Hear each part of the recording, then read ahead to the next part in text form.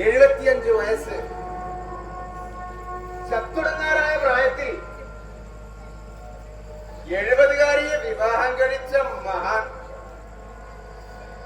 ഇത്രയും നാളും താമസിച്ച ആനന്ദാശ്രമത്തിലെ ഇത്തിരി പോന്ന പെൺകുട്ടിയോട് ഞാൻ അങ്ങനെ ഒരു അപരാധം ചെയ്തിട്ടില്ല എന്നെത്താൻ പറയും.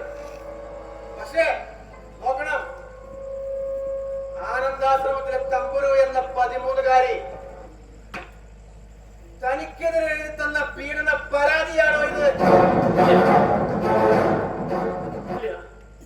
എന്റെ തമ്പുരു മോൾ അങ്ങനെ പറയില്ല. അവളുടെ മുത്തശ്ശനായ എന്റെ മക്കൾക്ക് പിറക്കാതെ പോയ എന്റെ പേരക്കുട്ടിയാണ്. എന്നിട്ടാണ് ആ ഞരമ്പ് രോഗിയായ കിളവത്തന കുഞ്ഞിനോട് എടോ, മെഡിക്കൽ റിപ്പോർട്ടിൽ ഒന്നല്ല പല തവണ താൻ ആ പെൺകുട്ടിയെ പീഡിപ്പിച്ചതായി പറയുന്നുണ്ട്. പീഡിപ്പിക്കൽ മാത്രമല്ല, താൻ തന്റെ ഇംഗിതത്തിന് വഴങ്ങാത്തതിന് താൻ ആ കുട്ടിയെ കൊല്ലാൻ ശ്രമിച്ചതായും പരാതിയിലുണ്ട്. സാറേ, ഞാൻ സ്വായത്തമാക്കിയ അറിവാണ്, പകർന്നു നൽകിയ അക്ഷരങ്ങളാണ് സത്യം. ഞാനൊരു തെറ്റും ചെയ്തിട്ടില്ല. അധ്യാപകനായിട്ട് കാണണ്ട, സാറിന്റെ അച്ഛന്റെ പ്രായമുള്ള ഒരു വൃദ്ധന്റെ വാക്കായി സാറിനെ വിശ്വസിക്കണം. ഞാനൊരു തെറ്റും ചെയ്തിട്ടില്ല. ഇത് ചതിയാണ്. എന്റെ മകനും മരുമകളും എനിക്കെതിരെ സൃഷ്ടിച്ച കള്ളക്കഥയാണ്. ഞാൻ നിരപരാധിയാണ്.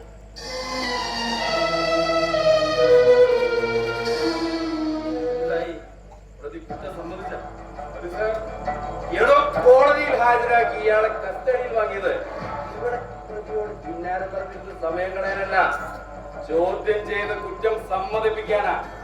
ചോദിക്കുന്നുണ്ട് സർ, പക്ഷേ അയാൾ ആ കുട്ടിയോട് യാതൊരു തെറ്റും ചെയ്തിട്ടില്ല എന്നാണ് പറയുന്നത്. ഇടോ, ലോകത്ത് ഏതെങ്കിലും ഒരു പ്രതി അവരാണ് ചെയ്ത തെറ്റ് സമ്മതിക്കുന്നുണ്ടോ? ചെയ്ത തെറ്റ് ഇയാൾ സമ്മതിക്കണമെങ്കിൽ പോലീസ് ഭാഷയിൽ ചോദിക്കും. ഞാനെന്ന് കാണട്ടെ പോലീസ് ഭാഷയിൽ തന്റെ നൈപുണ്യം.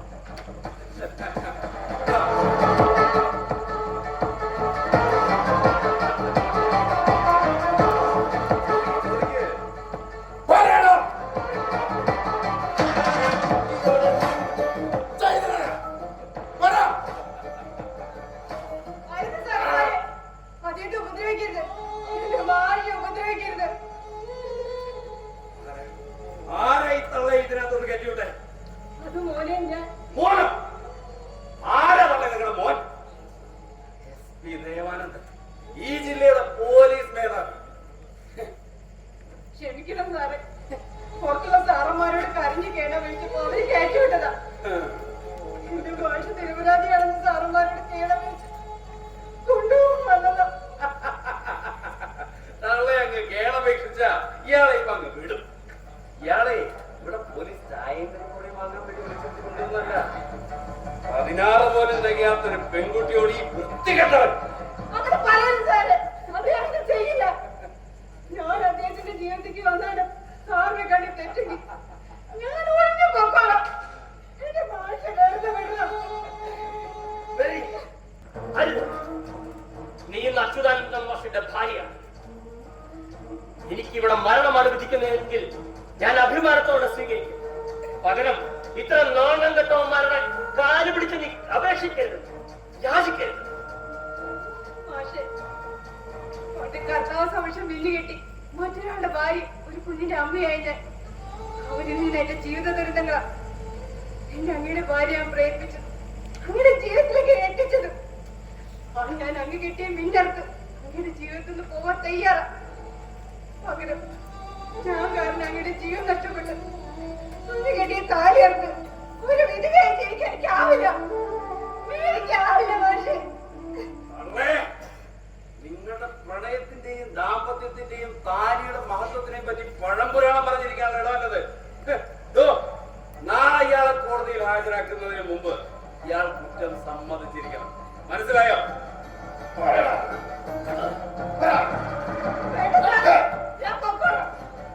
ജീവൻ കഴിഞ്ഞ് ഈ ഭൂമിയിൽ തന്നെ വേണമെങ്കിൽ ഞാൻ പൊക്കോളാം.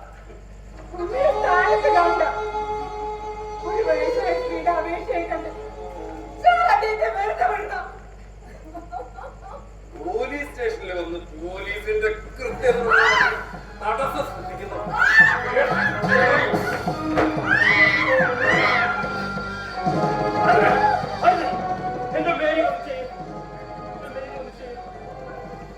സാറിന് എന്താ വേണ്ടത്?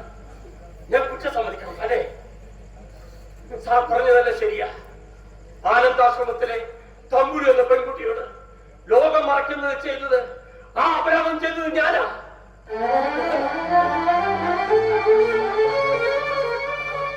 എങ്ങനെയുണ്ട് അച്യുതാനന്ദ മാഷേ?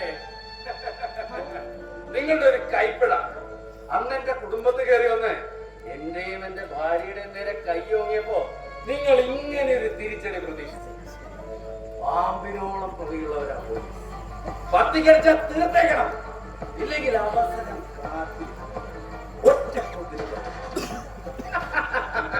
നിങ്ങൾ തീർന്നു അച്യുതാനന്ദ മാഷേ, തീർന്നു. ഒന്നുകിൽ കണ്ണൂരിൽ അല്ലെങ്കിൽ വിയ്യൂരിൽ അഴിയെണ്ണി തീർത്തിരിക്കും നിങ്ങളുടെ ജീവിതം. വാടോ.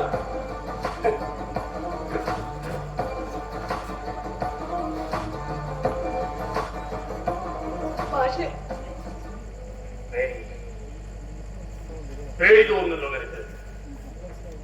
വിധവയാകുമെന്ന് തോന്നുന്നുണ്ടോ നിനക്ക്?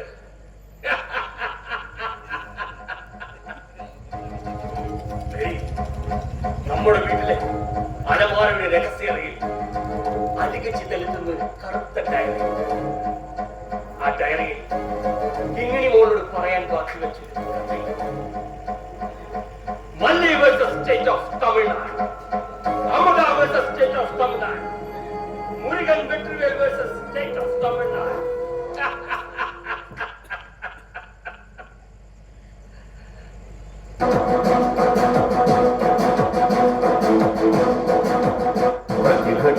ప్రతిఘటించు సత్యమై ప్రతిధ్వనించు విఘ్నవాగ్ని జ్వాలపై ఘటించు సోదరా.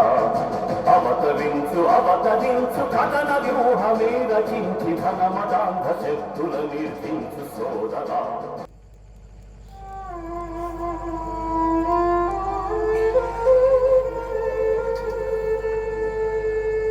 നശിച്ച ജന്മമേ, നിന്നെയാണോ ഇത്രയും കാലം ഞങ്ങൾ എല്ലാമായി സ്നേഹിച്ചത്? നിനക്ക് എങ്ങനെ തോന്നിയിടി ആ മനുഷ്യനെ ഇല്ലാക്കഥ പറഞ്ഞ് ജയിലിലാക്കാൻ?